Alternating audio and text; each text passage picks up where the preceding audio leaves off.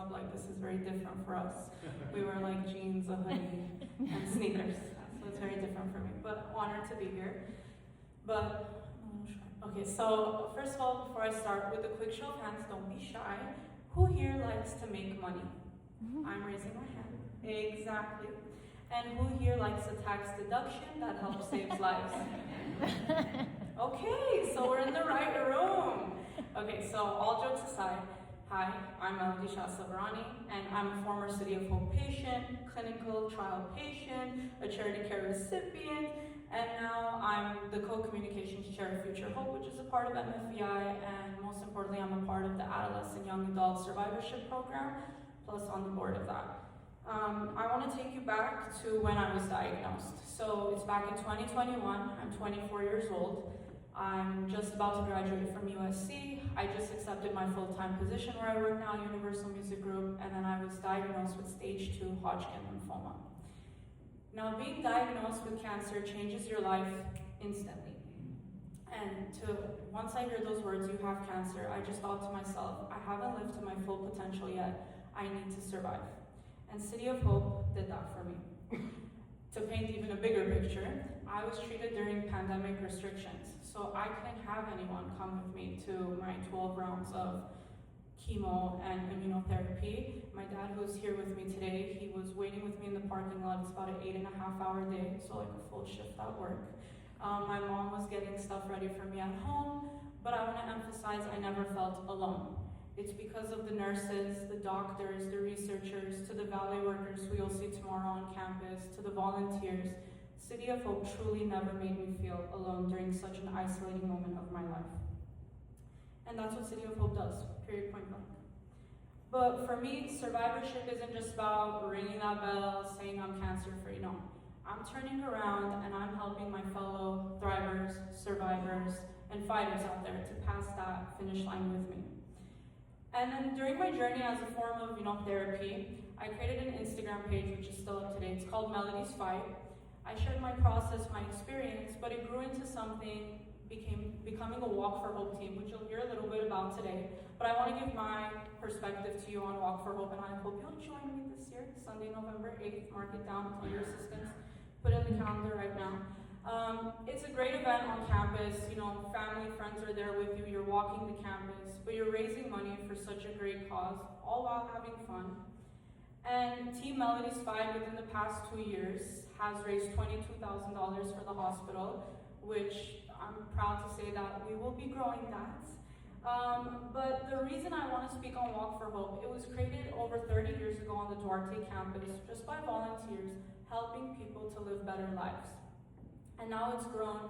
Just this past November, we had over 10,000 people there. It's at the OC campus, Duarte campus, and then campuses around the nation. But the most important thing that happens at Walk for Hope, it's not only am I walking the campus that saved my life, but I'm bringing my family, friends, and colleagues with me, and they're seeing the impact in real time. Most importantly, they're seeing their donations work in real time.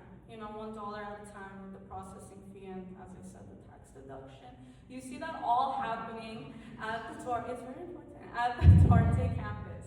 And I hope I get to see, if not all of you, some of you at Walk for Hope, and if any of you want to, partner with Melody's Fight, we can make a cool pin together. I know some companies here, we can make pins together, we can make shirts.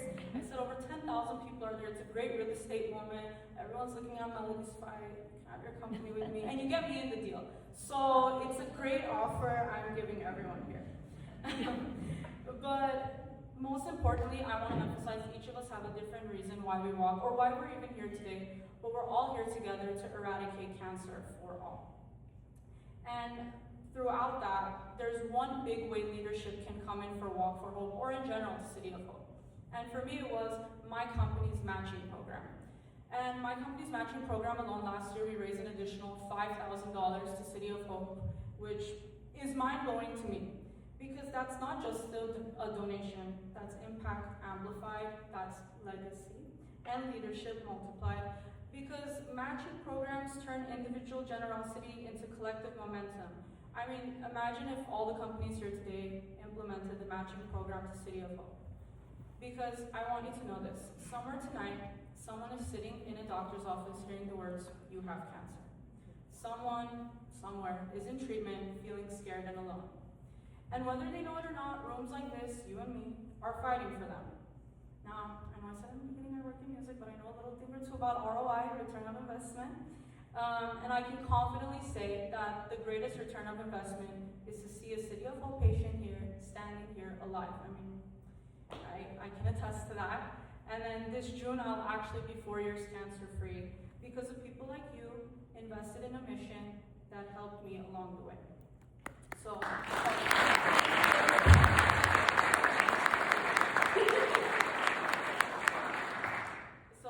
to kind of wrap things up, I got a second chance at life, and to emphasize, I plan to advocate for the fellow fighters, thrivers, survivors out there, because every day is still a battle for us, no matter if we've rang that bell or not. So tonight, together, let's invest in hope, let's invest in change, but most importantly, let's invest in saving lives until we eradicate cancer for all. I appreciate everyone for listening to me today. I'm going to show you a video that City of Hope and I worked on for Walk for Hope. And again, it's Sunday, November 8th. We can talk about this after. Hope you join me, but here we go.